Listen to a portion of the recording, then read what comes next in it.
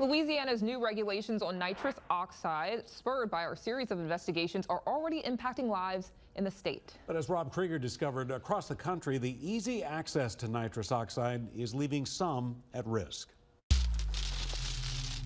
It was probably the saddest 5-minute car ride of my life.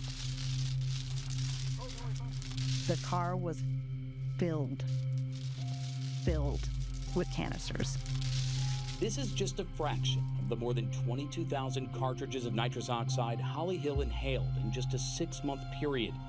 Her twin, Sarah, during an attempt to intervene, shaken by the sickening sight of a seemingly endless supply of spent nitrous, clattering like chains, shackling her sister to a frightening addiction. I cried the entire drive. Like, how is this possible? How did anybody let this, how did anybody look her in the eye when she walked up to the counter and said, yeah, here's another box? Every single one purchased legally between 2 smoke shops in New Hampshire, supplying a fix that fed a life-threatening spiral. Her face was ashen and her eyes were sort of sunken in, and she just sort of had this wild look in her eyes. She looked like death, and she could hardly talk. And like she later told me, she could hardly talk because her mouth had such bad frostbite and sores on her tongue. Her body rapidly deteriorating as this mother and children's librarian lost focus on her career, her life, her daughter, to feed a gruesome addiction. If I had done it for probably another few days, I think I'd be paralyzed. I had no dopamine, no serotonin, and I had no money. She says that's because of access to this drug, regulated strictly in medical settings, often known as laughing gas, but available without limits in most states when sold as a food additive. $99, this is $50, this is $150. Even if I had purchased 800 from them a day or something, they never said no. Hill says she went to rehab 4 different times, desperate to kick her deadly habit, but the prevalence and access of nitrous oxide continued to pull her back. I had made the decision to come back to New Orleans, and I knew that the tanks were banned here. In the fall of 2023, we met this addict sitting on a horde of empty nitrous tanks. When I did that first interview with you, I was deep in my addiction. I was actively using. Shortly after we first spoke, he entered rehab in Florida, but relapsed, buying nitrous at vape shops in the Sunshine State. When I'm doing it, I gotta constantly be doing it to feel okay. It sucks. It sucks bad. It's crazy. It's crazy. Within months of sharing his story, Louisiana lawmakers reacted, banning the retail sale of nitrous oxide in the state, giving this user some confidence to come home, even as nitrous still had an uneasy pull on his life. Something in the back of my head, I wanted to get high one day. A week after that, after I was back, and I go to the store to see if I could maybe get the crackers, and they're not even selling those there. So, it's kind of like a godsend, You're kidding, right? Hill's mother, Suzanne Doshbach, knows that kind of separation from nitrous oxide is key to recovery.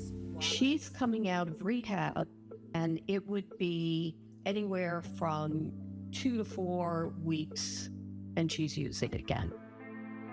With no ban on the table in New Hampshire and the incoming large tanks of nitrous hitting the market in New England, it took Hill's entire family to keep her from relapsing. It was all kinds of people coming together to put some sort of a safety net around her so that we could keep her from drowning. Hill says she owes her life to her family, who doggedly pushed to keep her away from places that supplied her high. The amount of nitrous she was able to buy in a day at the same place, while in a parking lot of that place, it's catastrophic. It's essential to be separated from it.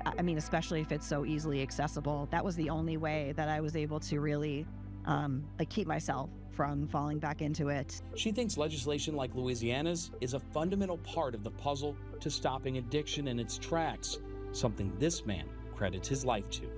Do you think that Louisiana's law has helped keep you away from nitrous and potentially even saved your life? 100%. I absolutely think that the law has stopped me from having that access to nitrous. And as has helped me in my addiction.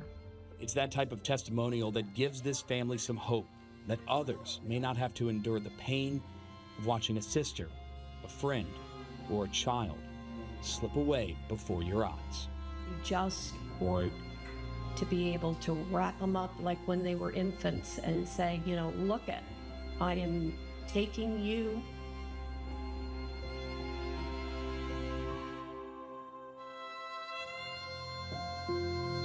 away. Because next time I see you, you're gonna be dead. Rob Krieger reporting. We've spoken with numerous nitrous oxide addicts across the country attempting recovery. In many states, those trying to break free from their addiction find it hard because of the availability, but they tell us that recovery groups can help. If you'd like more information on how to get help or to help a loved one, you can visit no2n2o.org, a group dedicated to nitrous oxide addiction recovery, or find a link at fox8live.com.